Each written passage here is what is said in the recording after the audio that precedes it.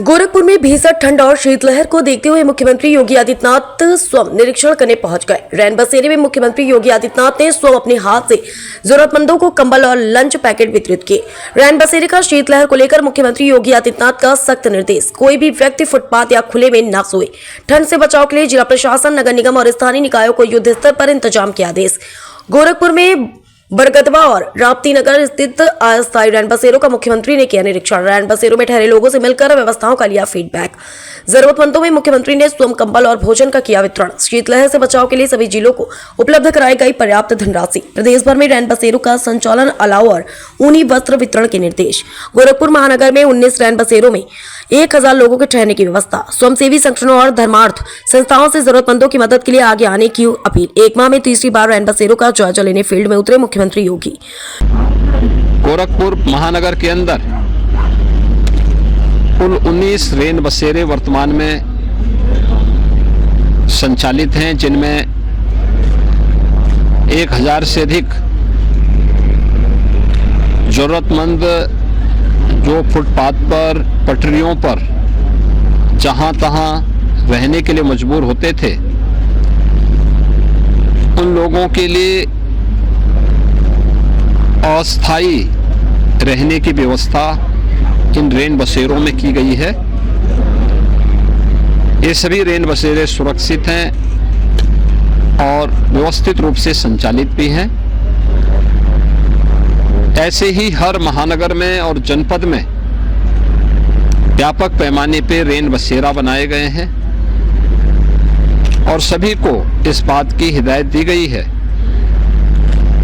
कि कोई भी व्यक्ति जो अपनी जरूरत के कार्य से शहर में आया हुआ है या जिसके पास किन्हीं परिस्थितियों में अपना स्वयं का ठिकाना नहीं है रहने का, तो फुटपाथ पर, सड़क की पटरियों पर या जहां तहां लेट करके वो गुजारा न करे, बल्कि उन्हें सुरक्षित रैन बसेरों में उचित ठिकाना दिया जाए, रहने की व्यवस्था की जाए। और उसी क्रम में आज यहाँ पर हम लोगों ने पूरे प्रदेश में भी ये व्यवस्था स्थानीय प्रशासन और नगर निकायों के द्वारा, स्थानीय निकायों के द्वारा ये व्यवस्था पूरे प्रदेश में की गई है और उसमें सभी रैन बसेरा संचालित होकर के सभी जिला प्रशासन को पर्याप्त धनराशि ऊनी वस्त्र और कंबल के लिए भी प्रदान किए गए हैं। और मेरी सभी स्वयंसेवी संगठनों, धर्मार्थ संगठनों से भी अपील है कि वे भी अपने स्तर पर जरूरतमंदों को, गरीबों को इस भीषण शीतलहरी में आवश्यक ऊनी वस्त्र और कंबल आदि का वितरण करें। ये बड़ा पुण्य और धर्मार्थ का कार्य है कि जिससे हर व्यक्ति इस भीषण शीतलहरी में सुरक्षित रह सके। आज इसी क्रम में मुझे यहाँ पे उत्तर प्रदेश सरकार के द्वारा सीएम ग्रिड के अंतर्गत स्मार्ट रोड को भी निरीक्षण करने का अवसर प्राप्त हुआ। मुझे प्रसन्नता है कि इसमें स्टॉर्म वाटर के साथ ही, उसके प्रबंधन के साथ ही यूटिलिटी डक भी बनाया गया है, जिसके माध्यम से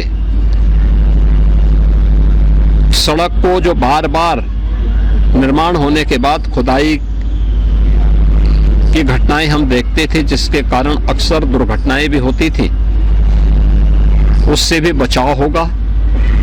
और बचाव होने के साथ ही यह भी एक महत्वपूर्ण है कि सीएम ग्रिड की योजना स्मार्ट रोड के साथ ही नगर निगम की एक निश्चित इनकम का आधार भी बनेगा, क्योंकि यूटिलिटी डग में जो भी सुविधाएं पाइपलाइन की है, केबलिंग की है, पीएनजी की है, इसमें जो भी सुविधा उसका उपभोग करेगा, जो भी विभाग इसका उपभोग करेगा और उपयोग करेगा, उसको निश्चित किराया उसको नगर निगम को वहन करना पड़ेगा।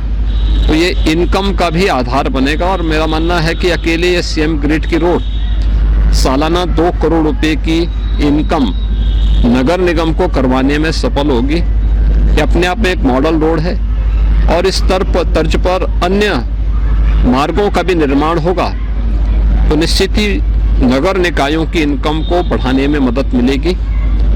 अभी मैं इस निरीक्षण के उपरांत अन्य विकास की योजनाओं का भी निरीक्षण करने के लिए सिटी में निकला हूं।